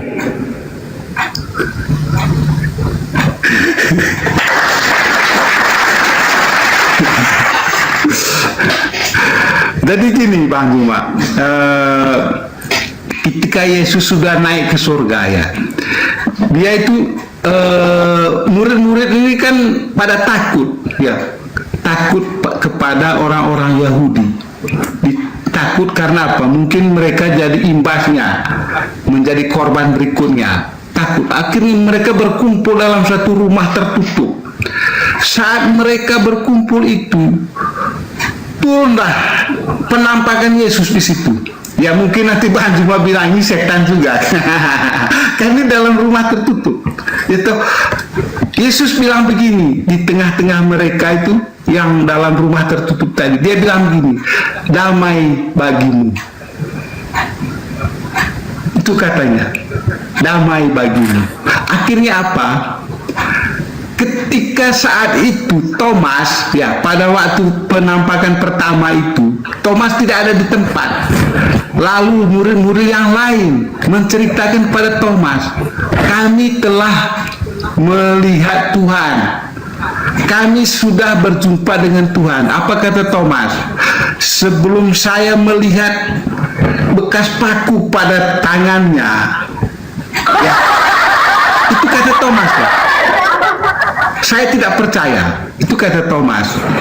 Nah, pada hari yang ke-8 setelah itu, hari yang ke-8 setelah perjumpaan pertama itu dalam rumah yang tertutup tadi, Yesus datang lagi. Dan pada waktu itu Thomas ada. Yesus mengatakan apa? Damai bagi kamu. Damai sejahtera bagi kamu.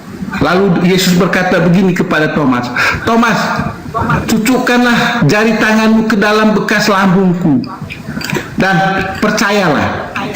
Apa jawab Thomas? Ya Tuhan dan Allahku, aku percaya. Itu kata Thomas.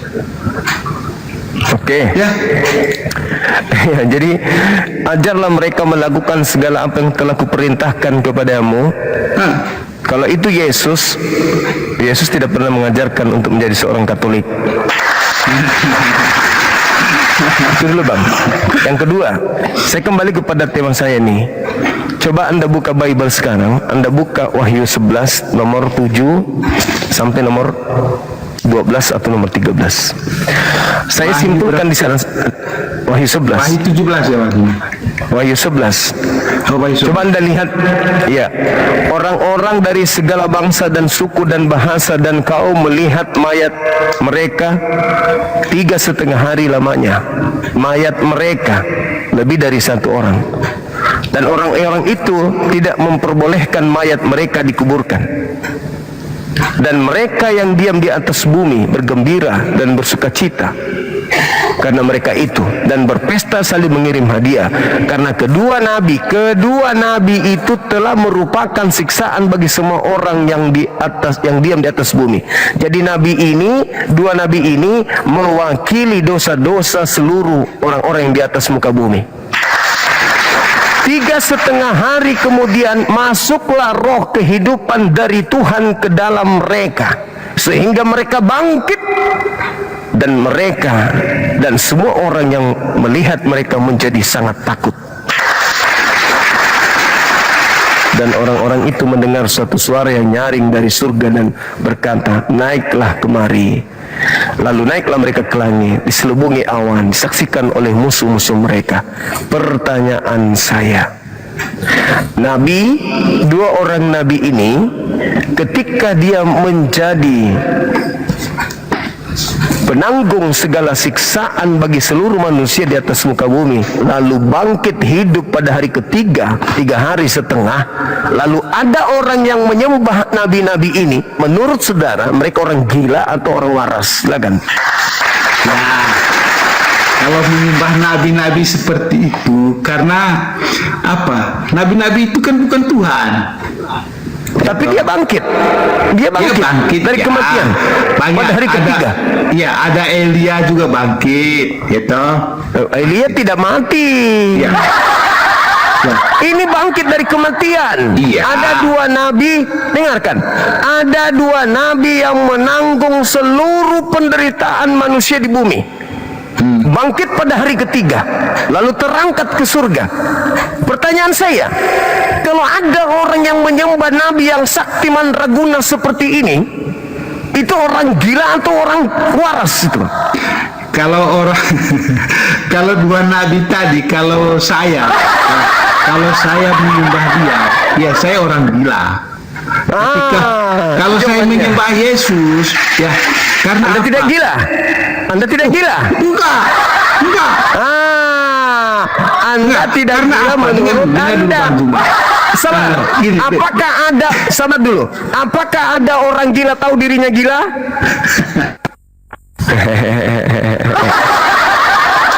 Bayangkan Pak, yang tertulis di Wahyu 11 itu jauh lebih sakti daripada Yesus.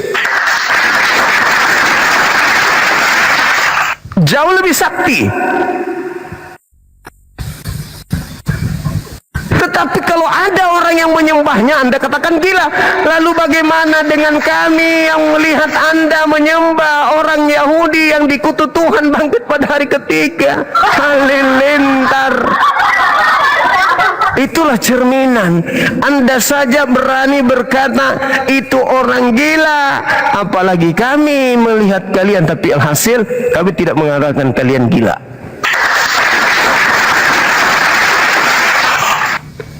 Itu fakta, itu real. Anda menertawakan penyembah nabi-nabi sehingga mereka bangkit dan semua orang melihat mereka menjadi sangat takut. Baca Lukas 24 nomor 37. Mereka kaget dan ketakutan dikiranya melihat hantu. Takut setelah melihat Yesus keluar dari kubur. Dikiranya toh. Dikira sama dengan itu tadi kejadian kita Wahyu, sama. Murid-muridnya mengiranya hantu, orang-orang mengiranya hantu, bukan mengiranya Tuhan. Dikiranya kan toh, dikiranya. Iya, iya. Karena memang pantas orang mati dikira hantu, bukan dikira Tuhan. Hanya di Kristen orang mati begitu bangkit jadi Tuhan. Siapa yang mengajarkan Kristen saya ini, teman Kristen saya ini, menuhankan orang yang mati keluar dari kubur? Siapa yang mengajarkan itu? Tuhan Elohim kagak, Yesus kagak. Siapa dia? Bisikan dari alam kuasa gelap.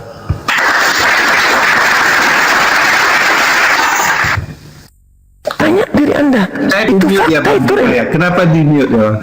Nah, jadi moderator kayak Pak. Iya, lanjut. Ya, ini Bang Zuma tentang 2 raja tadi, 2 nabi ya, yang Bang Zuma bilang bangkit. Lantas kenapa kami tidak menuhankan mereka? Ya, yang pertama Bang Zuma, ya mereka itu dari sejak semulanya itu bukan Tuhan. Ya, sejak semulanya itu bukan Tuhan. Nah, kenapa kami menyembah Yesus sebagai Tuhan? Karena sejak semula dia Tuhan. Baca Yohanes 8:42 Bang, kalau dia Tuhan. Baca. Dengar, sejak semula dia sudah Tuhan. Ya itu karena orang gila yang berbicara. Baca dalilnya. Yesus yang bicara. Yohanes 8:42. Orang gila kalau ditanya kenapa kau minum ini, kenapa kau minum ini, orang gila bilang karena itu adalah sirup. Kenapa Dari kamu- semula ini sirup, kata orang gila. Abang, coba Anda baca Wahyu 11 tadi dengan lengkap di data 13-nya. Apa yang terjadi setelah nabi-nabi itu bangkit dari kubur, dari kematian? Apa yang terjadi? Gempa bumi yang dahsyat 1/10 bagian dari kota itu rubuh dan 7.000 orang mati oleh gempa itu, dan orang-orang lain sangat ketakutan lalu memuliakan Elohim yang ada di surga. Kenapa mereka tidak menyembah? Dengarkan, kenapa mereka tidak menyembah nabi ini? Karena kejadiannya jauh dari orang-orang seperti Lukas, Markus, dan penulis Matius, Yohanes, serta Paulus. Andai saja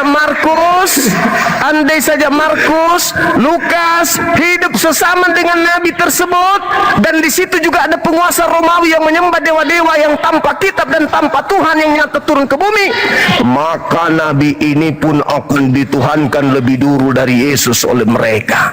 Berarti ini kan nubuatan Bang Jumaya. Itu bukan nubuatan. Lalu siapa nabi? Itu bukan nubuatan, itu kejadian yang terjadi. Nah, ya, nabinya siapa? Tidak ada kemudian yang mencatat semua itu, karena di situ tidak syarat kepentingan. Kenapa pada saat kejadian, sabar, kenapa pada saat Yesus banyak yang mencatat, banyak wartawan mencatat kejadian? Karena mereka ingin memberikan hadiah kepada penguasa pada kala itu. Itu benar itu.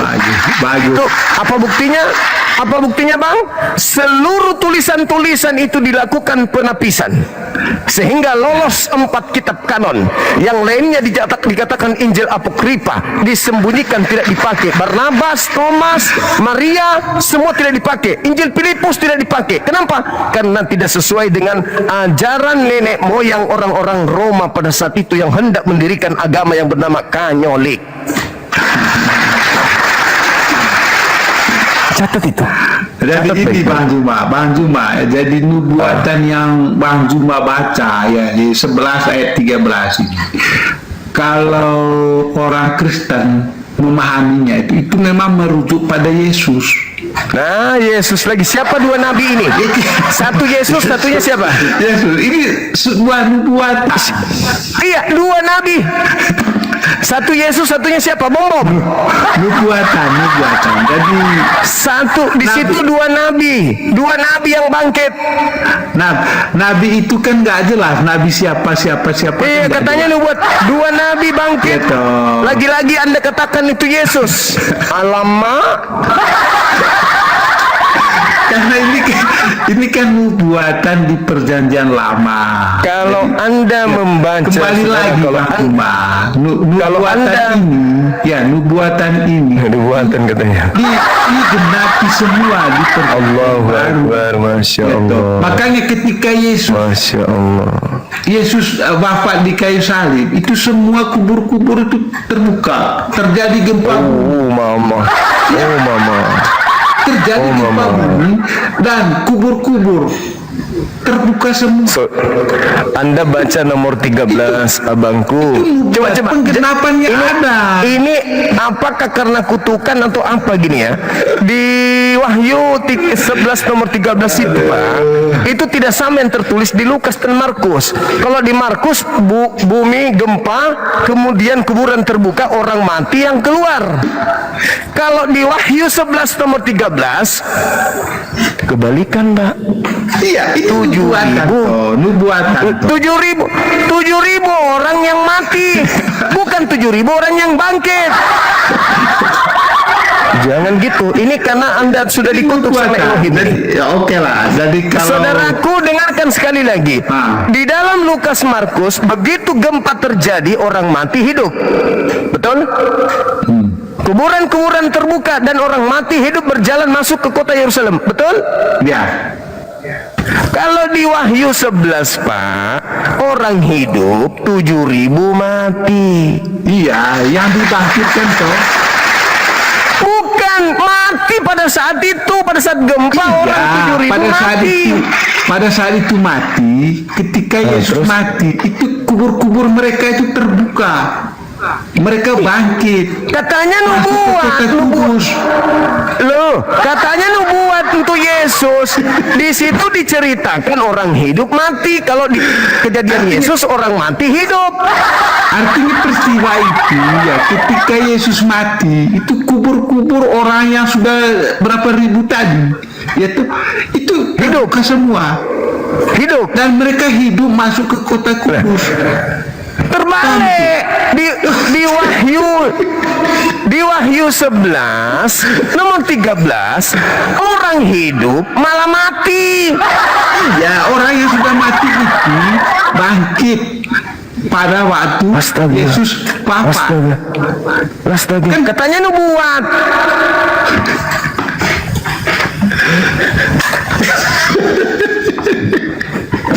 Jadi